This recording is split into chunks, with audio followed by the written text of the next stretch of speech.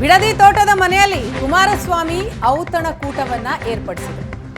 HDK Vokkaliga ಔತಣಕೂಟಕ್ಕೆ DKShi ವ್ಯಂಗ್ಯವಾಡಿದ್ದಾರೆ. ನಾವು ಊಟ ಕೊಟ್ಟಿದ್ದಕ್ಕೆ ಕುಮಾರಸ್ವಾಮಿ ದೂರು ಕೊಡಿಸಿದರು.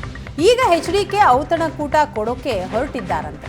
ನಾನು ಗಿಫ್ಟ್ ವೋಚರ್ ಕೊಡ್ತೀನೋ ಬಾಡೂಟ ಹಾಕ್ತೀನೋ ಗೊತ್ತಿಲ್ಲ, ಈಗ ಬೇಡ, ಮುಂದೆ ಮಾತಾಡೋಣ ಅಂತ ಡಿಕೆ ಶಿವಕುಮಾರ್ ಹೇಳ್ತಾರೆ. ಈಗ ಪಾಪ ಭಾಳ ಸಿಗ್ತದೆ ಮಠಕ್ಕೆ ಹೋಗೋದು, ಪಾಪ ಸ್ವಾಮಿಗಳನ್ನ ಭೇಟಿ ಮಾಡೋದು, ಬೆಳಗ್ಗೆ ನಾವು ಭೇಟಿ ಮಾಡೋದು ಅಂತ ಟಿ ವಿಲಿ ಹೇಳ್ತಾರೆ. ನಮ್ಮ ಹುಡುಗರುಗಳು ಊಟಕ್ಕೆ ಅದೇನೋ ಒಂದು ಊಟ ಕೊಟ್ಟು 500 ಜನಕ್ಕೆ ಪರ್ಮಿಷನ್ ತೊಗೊಂಡಿರುತ್ತೆ, ಅದಕ್ಕೆ ಕಂಪ್ಲೇಂಟ್ ಫೈಲ್ ಮಾಡಿಸ್ಬೇಕು.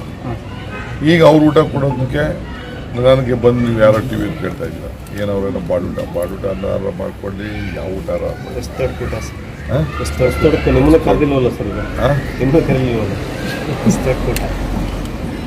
ಊಟಾರ ಹಾಕೊಳ್ಳಿ, ಏನಾರು ಹಾಕೊಳ್ಳಿ, ನಾವೇ ಅದಕ್ಕೆಲ್ಲ ರಾಜಕಾರಣ ಅಂತ ಎಷ್ಟು 1000 ಜನಕ್ಕೆ ಹಾಕೊಳ್ಳಿ, ನಮಗೇನು ಬೇಯಿಲ್ಲ.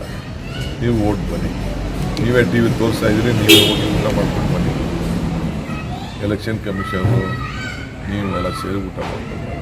ಸರ್, ಈಗ ಒಕ್ಕಲಿಗ ಸ್ವಾಮೀಜಿ ಭೇಟಿ ಆದ ತಕ್ಷಣ ಒಕ್ಕಲಿಗ ಮತಗಳೇನಾದ್ರೂ ಈ ತರ ಚೆದ್ರೋಗುತ್ತೆ ಸರ್? ನೋಡ್ರಿ, ಬಿಜೆಪಿ ಅವರೆಲ್ಲ ಹೋಗಿರೋದ್ರಿಂದ ಒಕ್ಕಲಿಗರು ದಡ್ರಲ್ಲ, ಒಕ್ಕಲಿಗರ ಸ್ವಾಮಿಗಳು ದಡ್ರಲ್ಲ.